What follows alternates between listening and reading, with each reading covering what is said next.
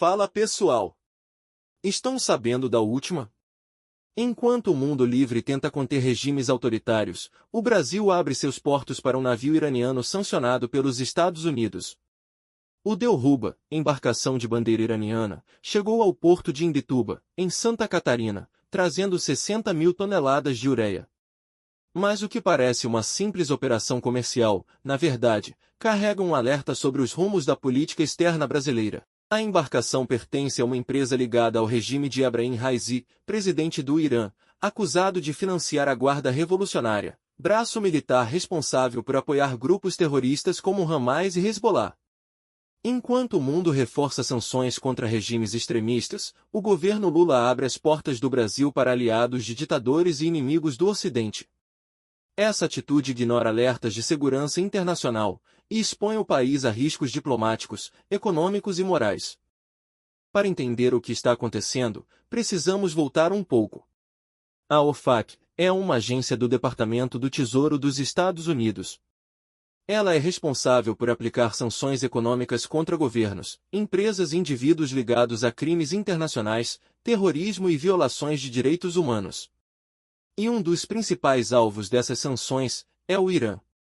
Desde a Revolução Islâmica de 1979, o país vive sob um regime teocrático. O poder é controlado por líderes religiosos que impõem censura, repressão e financiam grupos extremistas pelo mundo. A Guarda Revolucionária Iraniana é considerada pelos Estados Unidos uma organização terrorista. Ela atua no Oriente Médio apoiando o Hezbollah, o Hamas e milícias que combatem os aliados do Ocidente. Ou seja, quando um navio iraniano sancionado chega ao Brasil, ele traz consigo uma conexão direta com um regime acusado de financiar o terrorismo global.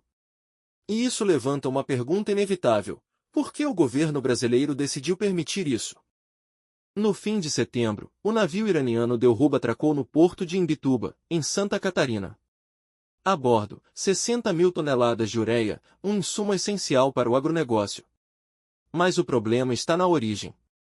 O Delruba pertence a uma empresa incluída na lista de sanções da OFAC, acusada de manter vínculos diretos com o regime de Raisi e com a Guarda Revolucionária. A denúncia foi feita pelo deputado Frederico Dávila, que afirmou: enquanto o mundo livre reforça sanções contra regimes extremistas, o governo Lula abre as portas do Brasil para aliados de ditadores e inimigos do Ocidente. E aqui é importante um detalhe que muitos não sabem: os portos e aeroportos federais são administrados pelo governo federal. Governadores e administrações estaduais não têm poder de decisão sobre o que entra ou sai desses terminais. Ou seja, se o navio atracou, foi com autorização do governo federal, sob responsabilidade direta de Brasília. A entrada do navio, portanto, não é apenas um fato portuário.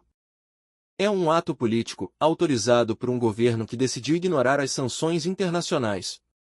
Um gesto que desafia diretamente os Estados Unidos, principal parceiro comercial do Brasil nas Américas. O governo Lula defende o que chama de política externa soberana. Mas críticos afirmam que essa suposta independência tem aproximado o Brasil de regimes autoritários, como Cuba, Venezuela, Rússia e Irã. Essa relação com o Irã não é novidade. Em 2010, durante seu segundo mandato, Lula tentou intermediar um acordo nuclear entre Teherã e Washington. O resultado? Fracasso diplomático e críticas severas da comunidade internacional. Mais de uma década depois, a história se repete. O Brasil volta a se aproximar de um país sancionado e, mais uma vez, se distancia dos aliados democráticos do Ocidente. Essa linha diplomática, segundo críticos, não representa uma defesa da soberania nacional, mas sim uma tentativa de reposicionar o Brasil ao lado de países que desafiam a ordem internacional liberal. O problema é que esse reposicionamento pode ter um custo alto: isolamento político, perda de credibilidade, principalmente, consequências econômicas graves para o cidadão comum.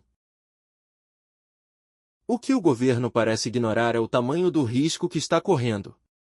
Ao permitir que navios sancionados atraquem em portos brasileiros, o país se coloca na contramão do sistema internacional de segurança. E o problema vai além do Irã. Nos últimos meses, o Brasil já entrou no radar das sanções americanas por comprar petróleo russo.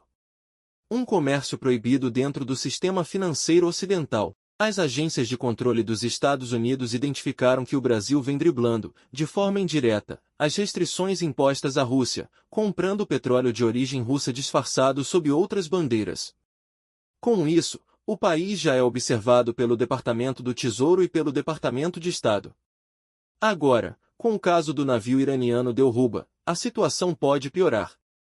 Segundo analistas internacionais, essa atitude pode resultar em sanções comerciais severas, incluindo tarifas de até 100% sobre produtos brasileiros exportados para os Estados Unidos.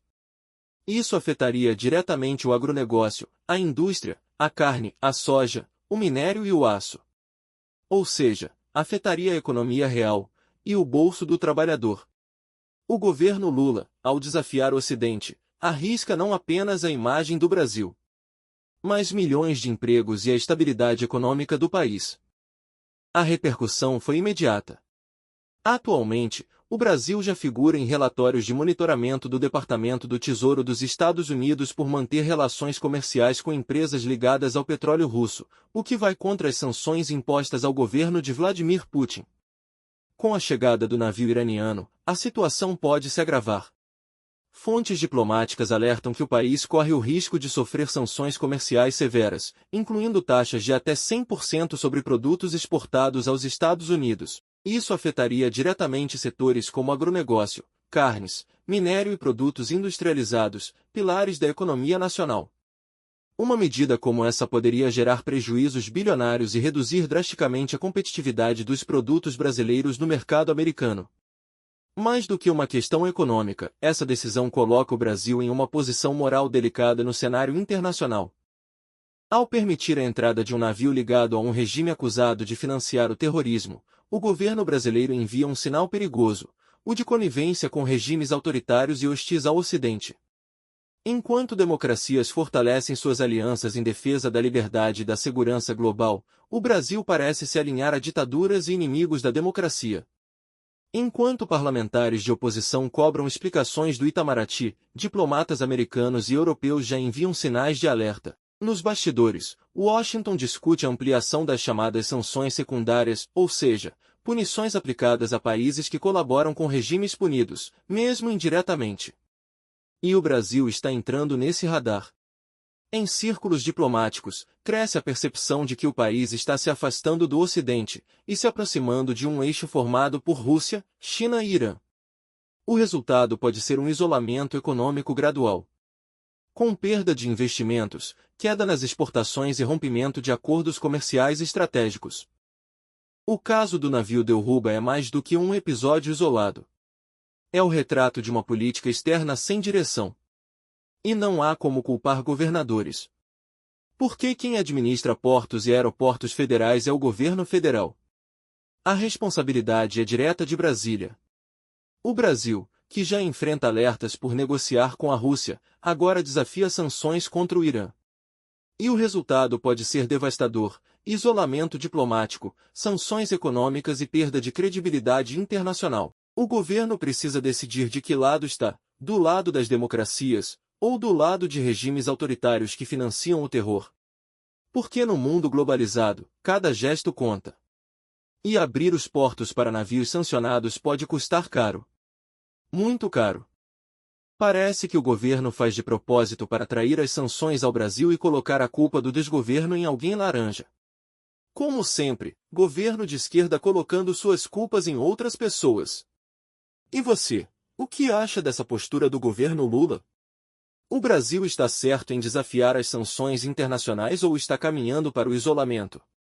Deixe seu comentário, curta o vídeo e se inscreva no canal para continuar acompanhando análises como essa, sempre com uma visão crítica e independente.